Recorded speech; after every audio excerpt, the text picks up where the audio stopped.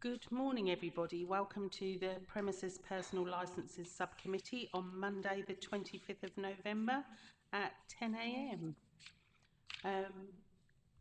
We'll move to our first item, which you'll notice has been missed off the agenda, so we'll slip it in there, and it's the election of a chairman to the meeting for today.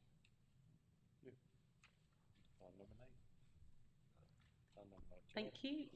Thank you. So I will be your chair for today. Thank you, members. So we'll move. I'll still do it in the same order, so we don't get any confusion. Item 1 on the agenda, which is apologies for absence and substitutions. Do we have any? There are no apologies for absence. Thank you, Chair. Thank you. So we'll now move to item 2 on the agenda, which is the minutes of the last meeting. They can be found on pages 5 to 8. We just need to note these and confirm that they are a correct record. Yep, we're happy with those. Thank you. Move on to item 3, which is declarations of interest. Councillors are invited to declare any disclosable pecuniary interests, other registrable interest or non-registrable interests, and the nature of it in relation to any item on the agenda.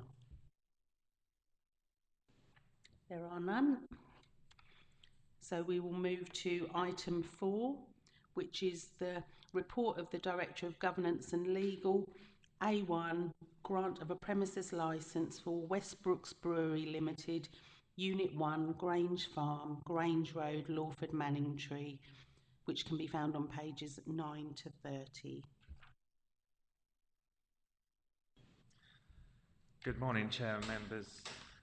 We're here today to hear an application submitted for a grant of a premises licence under the Licensing Act 2003. The application is in relation to Unit 1, Grange Farm, Grange Road, Lawford in Manningtree, premises to be known as Westbrooks Brewery Limited. The application number 248815 PREMGR. The applicant has confirmed that the premises is a cold storage unit situated inside a large storage facility in a farm where alcohol will be stored and packed, ready for delivery and collected by DPD. No alcohol will be consumed on site. The applicant has outlined the steps to promote the 4 licensing objectives, and representations can be made in either against or in support of the application. As part of the process, all responsible authorities have been consulted with. We received 1 representation from Tendring District Council Planning Authority as a responsible authority. I have to inform members that since arranging this meeting, the applicant has reached out directly to the Planning Enforcement Officer and discussed the objection with them in full detail, clarifying further detail, and that there's no intention for the shop to be open directly to the public. During the conversation, they were able to answer all questions and satisfy the planning authority. Therefore, the planning authority have since withdrawn the objection to the application on this occurrence. We have got a member of the planning authority here if you've got any questions, but as the objection has been withdrawn, that was the only objection, and the application will now be granted in full, subject to conditions on the operating schedule. That concludes my report. Thank you. Thank you, Michael. Do any members have any questions on this one? No, we're happy to go with your guidance on that one. Thank you. Thank you for attending. Thank you, Chair. With that in mind, the next item on the agenda that is scheduled for 11:30. So if we can reconvene at that time. Thank you. I will adjourn the meeting until 11:30. Thank you.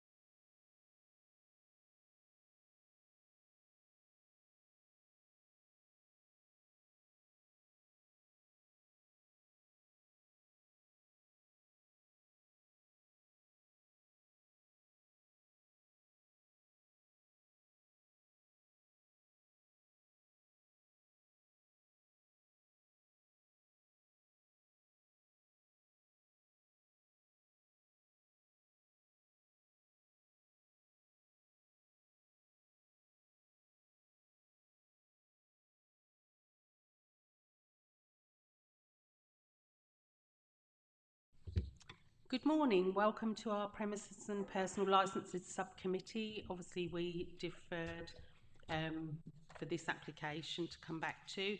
So we'll now move. I'm Jo Henderson. I'm the chairman of this meeting, and we'll move back to item 5, which is the report of the Director of Governance and Legal, A2, grant of a premises licence, Wyvenwood Limited, St Osyth Road, Alresford, which can be found in our agenda on pages 31 to 72.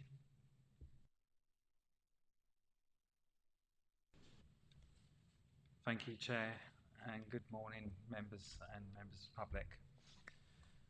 We're here today to hear an application submitted for a grant of a premises licence under the Licensing Act 2003. This application is in relation to Wyvenwood, located in St Osyth Road, Alresford. Application number 2400581 Prem GR. The applicant has described Wyvenwood as an open, outdoor family adventure park set over 30 acres. It's a magical kingdom with a play area. It's in a quiet setting on the outskirts of Alresford village with on-site free car parking. There is facilities available for food and drink on the north-east side of the park in the castle grounds. The application proposal is for licensable activities, the sale of alcohol on the premises every day, 9 AM till 2100. The opening hours are the same. A plan of the premises and photographs of the castle grounds can be found on pages 44 and 45 of the report.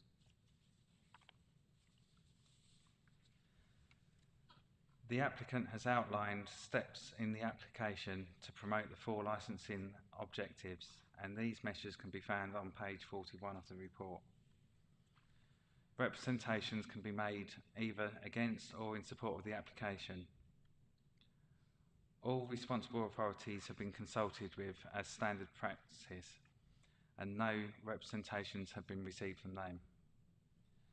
17 representations have been received from members of the public. These can be found on pages 47 to 72. Since receiving these representations, I understand that the applicant has been trying to speak to some of the representations to try and resolve these concerns. Each application must be considered in its own rights and on its own merits, only on how it might impact on the 4 licensing objectives: the prevention of crime and disorder, the prevention of public nuisance, public safety, and the protection of children from harm. All of the relevant human rights information and Section 182 guidance are available within the reports. Chair and members, you're therefore asked to determine the application, taking into consideration the application in its own rights and merits, as well as all the relevant information as part of the report and the hearing today. That concludes my report. Thank you. Thank you, Michael, for that. So we'll now move on to the application itself, and I believe the applicant's here before us. So if you would like to give us your presentation this morning. Sure. Good morning, everyone. I'm Susie Marsden. I think just to start off, I think just to put things in context, I think the blue notice that went up in 2 places, by the way, not one, on Ford Lane and at the B Road main entrance, is a bit misleading because it does say 9 AM to 9 PM every day, but we're not actually open 9 AM to 9 PM. We were advised to take the greatest window that we would need it and apply it to the whole year. And that's what went into the blue notice. But in reality, one of the things I have proposed in terms of restriction, I'd be totally happy with because it's what we do anyway, is Christmas We do open at 9 o'clock because we want to do breakfast with Santa, and we might serve or be able to serve Bucks Fizz for the parents. And we close at Christmas at 9 p.m. because we have exclusive visits of families into Santa's Grotto that are timed visits, and the intention is to give actually a complimentary cup of mulled wine to the parents, or one parent should they want it. And at Halloween, our opening times are also extended to 9 p.m. So what I had recommended we restrict ourselves to is Christmas 9 a.m. to 9 p.m, Halloween 12 noon to 9 p.m, and at all other times of the year that we're open, it would be 12 noon to 5 p.m, because we shut generally at 5 p.m. And the other restriction that I proposed is that it is very much restricted only to Castle Grounds, which is where the food and drink outlet is anyway. And there's seating there, covered seating for people to eat and drink there. But I think it's also just worth outlining the intentions regarding alcohol, because I know I've read all the objections, and obviously it's very much family orientated. We aim at children aged 2 to 12. So the intent is it's very limited in scope. It will be managed in a very responsible and cautious manner by our very well-trained staff. The purpose is simply to increase enjoyment by adults at times of the year when we feel it is appropriate, such as mulled wine at Christmas and in the summer, Pimm's or Prosecco, for example. We also hold corporate events from time to time on certain weekdays during term time, and we would like to offer beer and wine to the participants of corporate events. There will be no bar at Wivenwood, and alcohol will not be on view to the public. It will be hidden from view, so we will very much control it. Having gained a reputation for high standards and good, wholesome family values, we would not wish to do anything to destroy the trust with our annual pass holders and other visitors, and that's why we will be responsible and cautious in relation to alcohol. So I think, as I said, I think some confusion was caused by what was stated on the Blue Notice, and I get that. I was advised to describe it in that way. And it was displayed in two places. I think someone thought that we'd only hidden it, but that's not the case. It was on the main road entrance and on the rear entrance to the estate. I think you've mentioned the 4 licensing objectives. As a family attraction, the safety of our visitors and staff is our #1 priority. We have policies and procedures in place to evict members of the public if they are aggressive, rude, disruptive, causing nuisance. We've only ever had to do that once in 2.5 years of trading. We have trained operational staff on site at all times to identify and resolve difficult situations.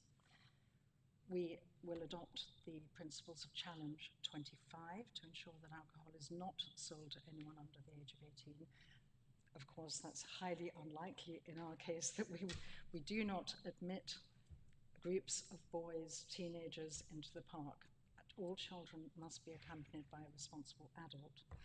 So we won't even let them in, let alone serve alcohol to anybody who doesn't fit into the family profile. Prevention of crime and disorder, we are a cashless business. So there's no cash, there's no reason for people to come and rob us, and we promote very good behaviour in the park for adults and children alike. There are policies in place to deal with unwanted behaviour and eviction of disruptive gas, as I've just mentioned. In terms of public safety, we carry out daily safety checks of all the play equipment and all areas within the park. We have several trained staff in first aid and fire marshalling.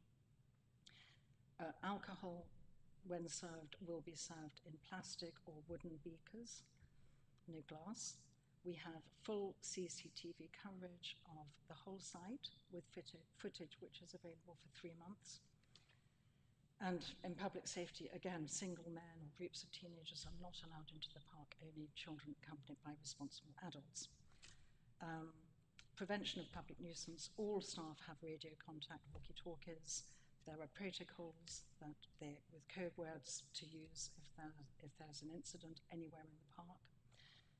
We have a senior member of staff in charge of our park operations called Craig Hall, who is the personal holder, by the way.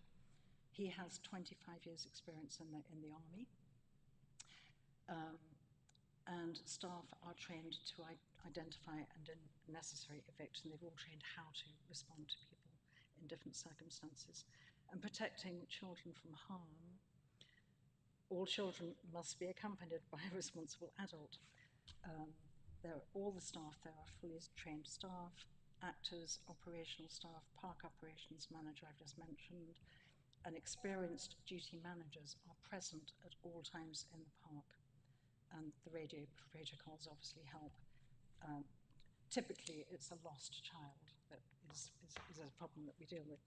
So I think that hopefully gives you some comfort and greater understanding about how we run and manage Withenwood, how we would not wish to do anything to upset or destroy any trust we have carefully built with our lovely guests. And I hope that the restrictions that I have proposed will mitigate or allay the concerns of the objectors. Thank you. Lovely, thank you for that. Have we got any questions to the applicant at all? Any questions from members? Any questions? Not at the moment. No, not at the moment.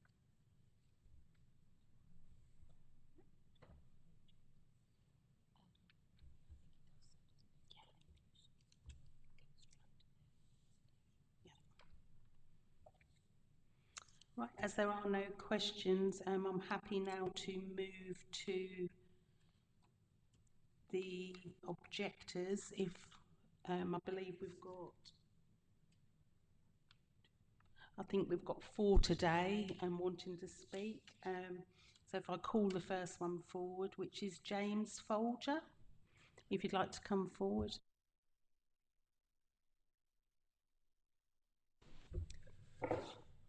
Hi, yeah, my name is James Folger, and I live at Hall Cottage, which is a private residence based on the Osford Hall estate. And yeah, I think it's really important to understand the context of the estate we all live on. So on the Osford Hall estate are sort of half a dozen, a few more private residences that share the estate, also with Withenwood, the attraction. And my representation is on page 51, if you want to see it in more detail. I think my original alarm was that the parameters of the license would be from 9 a.m. to 9 p.m. all year round, every day, and anywhere across the site. And as you know, the site is outdoors, and noise carries, there is open farmland. And it's quite hard to see exactly where we live on this map, but if you look on page 44, our property is just to the south of the Dragon Trail. So we do have visitors of the site freely passing sort of past our house. And I think in the kind of status quo is kind of okay. And, you know, we all sort of, you know, get along and, you know, we're not unduly, there's not sort of an undue level of public nuisance or disruption to our lives. I guess our concern, if there weren't restrictions in place, would be that there would be more noise, there could be litter. There's very few physical barriers between the attraction and our property, that people could, you know, come close to our property, damage our property, there could be antisocial behaviour, etc. So that was kind of our core concern. However, I have been talking to Susie, and Susie has volunteered some restrictions, you know, regarding the premises licence, and those, what she put forward was that the premises licence would be restricted to the castle grounds area of the site, And I do think that is much more appropriate because it's an enclosed part of the site that is much more developed and has sort of constant staffing. So I think if the premises license was restricted to that area, that would significantly mitigate, my concerns at least.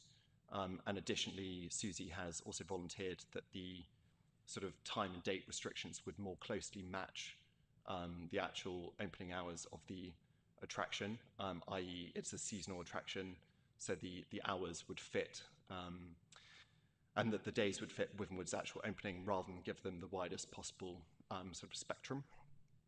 So I think, based on what Susie put forward, that those would kind of mitigate my key concerns as long as those restrictions were put in place. Thanks. Lovely, thank you. You can turn your microphone off. Do we have any questions for the objector at all? Councillor Davidson. From your boundary line, how far, unfortunately I didn't get a chance to go and view the site, how far from your boundary line is it to the park? So the area of the park that is closest to us is the Dragon Trail, and it's probably, at its closest point, is probably about 50 metres. So how far is that away? So if we're talking about the Castle Grounds site, yeah, that's like probably 250 metres away. And there's a lot more planting and landscaping around the site, so it's much more contained. Any further questions? No? Lovely, thank you. You'd like to take a seat. I would now call the next objector. Is it Dave Wendon? If you'd like to come forward, thank you.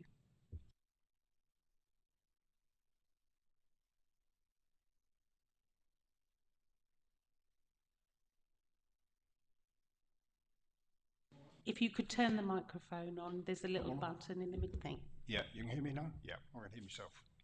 Yes, hello, I'm Dave Wendon. I live on Wivenhoe Road, and my property is somewhere around about 200 yards from the wood.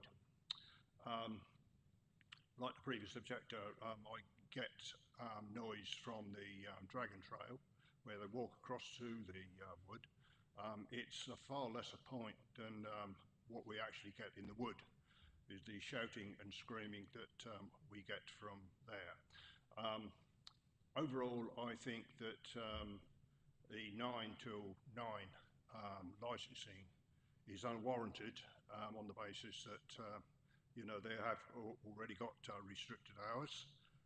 The restricted, I don't see any need for the license outside strictly for licensing outside the restricted opening hours. There is also a point that I'm already getting shouting and screaming from the wood, and as do several people around Wivenhoe Road and also St Andrew's Close, Ford Lane. And if licensing is allowed so that people walk around the site in the same way as they might walk around with a Costa coffee in their hand, there's a fair chance of even more noise, the risk of children, broken bottles, and also getting tanked up before they get to the wood, and hence there's even more noises filled. There would be less of an objection had there been suitable catering facilities on site where it is actually covered and the drink is served with a meal. From the information that I'm able to obtain, there are literally a couple of sheds on site from which food is served, in the same way as it might be at a motor racing circuit or a fete or anything of that sort. And it's not a covered, controlled area where you can say that, yes, We will serve drinks within this area and no drinks outside this area. It is not controlled like that as far as I can see from anything. I did feed some Google images across that illustrates that main area. As far as I'm aware, nothing has changed down there. And that's the reason for my objection.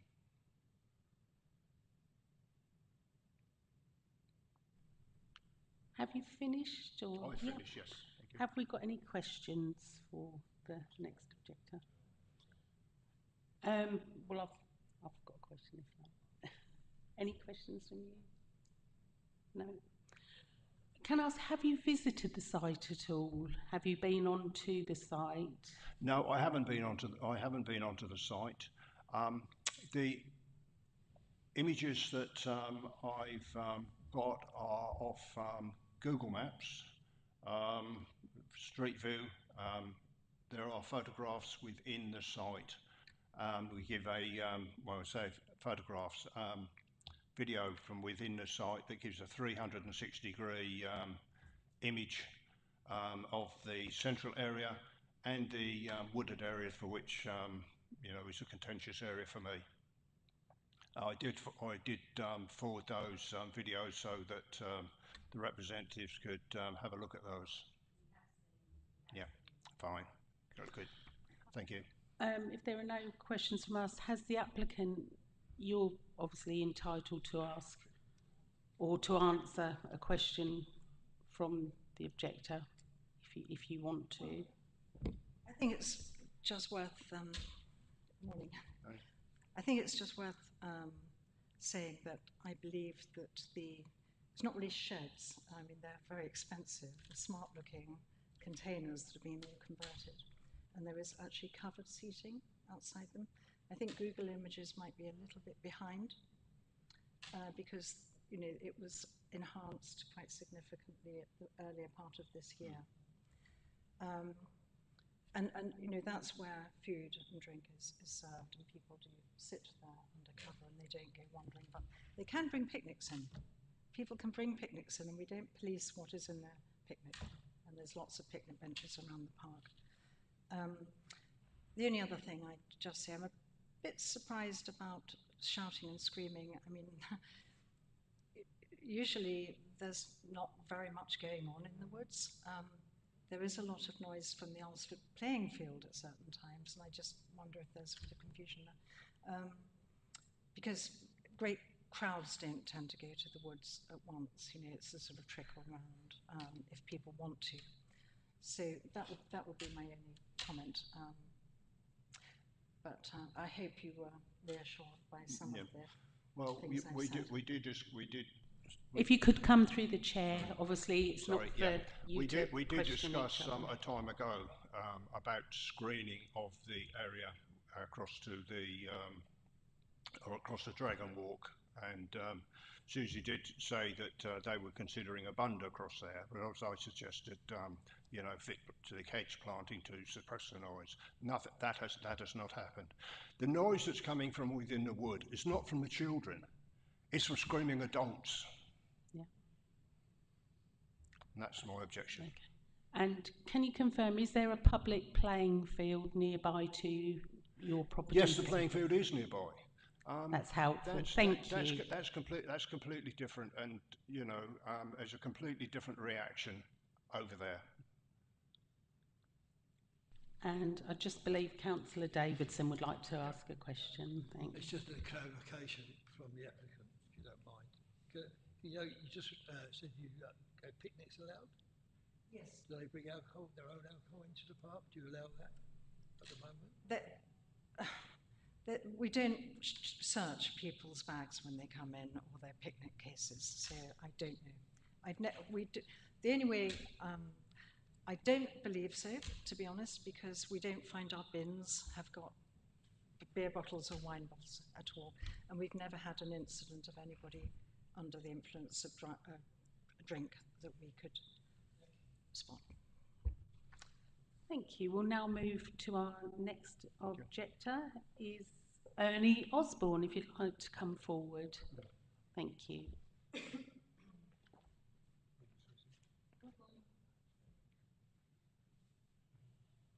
I believe this is already on, is it? Thank you. Yeah, Councillor Ernie Osborne, Oxford Parish Council.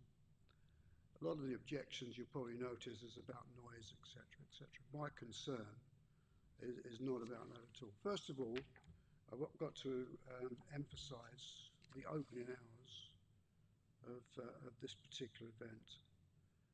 First of all, the age of the children is from 2 until 12. 2 years, 12 years. What my concern is, really, is we pick on the opening hours first. They're supposed to be from 10 o'clock until 5 o'clock during school holidays. I'll emphasise during school holidays because this event doesn't go on every single day. It's holiday times that it's on from 10 until 5. And then weekends it's from 10 until 4. That's the licence for this particular site. Most of the people actually drive to the event. There's a bus that stops outside, but very few people use the bus service itself. So they are driving to the event. Young mums mainly with children in the back of their car. The entrance to this to Wyvenwood is on a very, very busy coastal road. It's on the B1027, and those of you that travel up and down that road know how busy that particular road can be, particularly during holiday periods, and we're talking about holiday periods again. Parts of the road are very, very narrow. This particular section where the entrance is actually on a Z-bend, which is extremely dangerous. In fact, over this weekend, there have been 3 cars that have gone over onto the hedge from the road itself. In fact, this morning when I came past, there was still one in the hedge. So you can tell that this road is particularly dangerous at where the entrance is. This Z-bend always been dangerous. Yeah, they've reduced it to a 50-mile-an-hour limit from the 60-mile-an-hour limit, but really, to be honest with you, it should be at least 30. But that's by the by.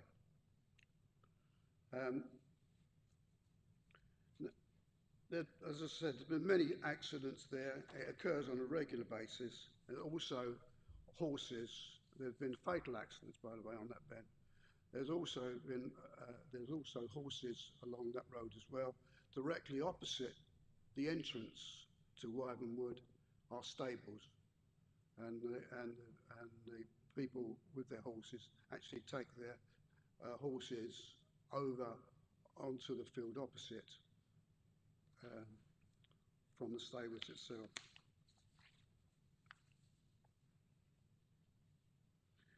Young mums and dads are this is my biggest concern. Young mums and dads with their very young children in the car, plus alcohol, is a fatal accident waiting to happen.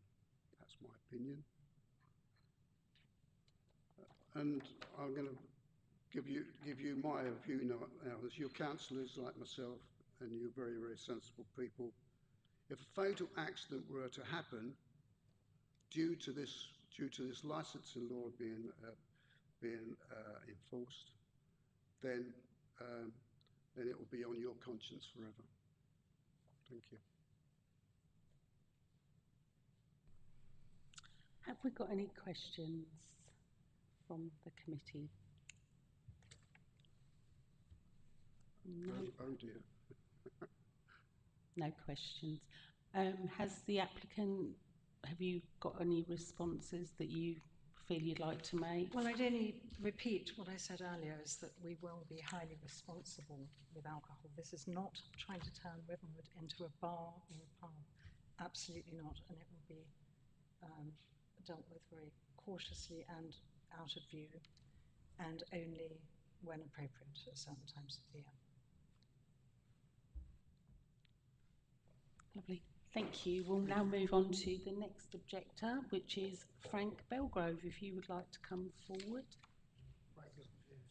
Oh, oh right, so, oh, that's fine. So we've had all our objectors, so we will now move on. Are there any further questions from any of the committee members? Councillor Davidson. I mean, I just heard the last objector, and I understand about the dangers of that road, but Essex Highways have not made any objections to this application, have they?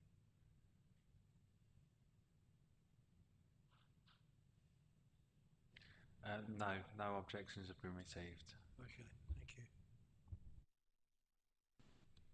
Right, if there's no further questions, we will, what are we saying here?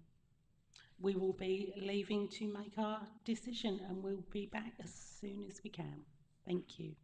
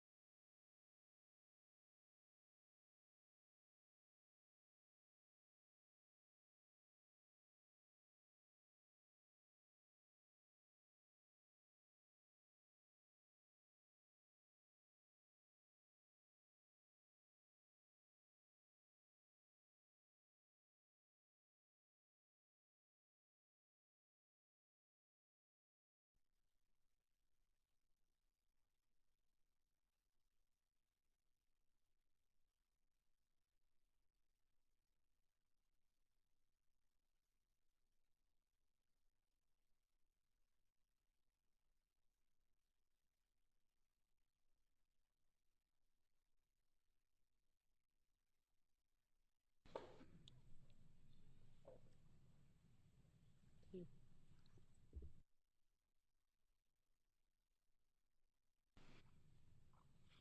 Welcome back, everybody. Thank you for your patience. We have obviously had our deliberations and come to this conclusion. The subcommittee have heard from the applicant, Susie Marsden, on behalf of Wyverwood Limited, and from 3 objectors, James Folger, Dave Wendham and Ernie Osborne. Having heard the parties and listened to both the applicant and the objectors, the subcommittee are pleased to note that the applicant has spoken to a number of the objectors and has modified the application in ways that have reassured the majority of the objectors. Addressing those objections that relate to the full licensing objectives, other objections have been raised but do not relate to the licensing objectives and are therefore not within the remit of this subcommittee. Accordingly, and bearing in mind the promotion of the full licensing objectives, the subcommittee have decided the following. 1. To grant a premises licence for the specified area of the park known and described as the Castle Grounds on the attached map with the following conditions. 2.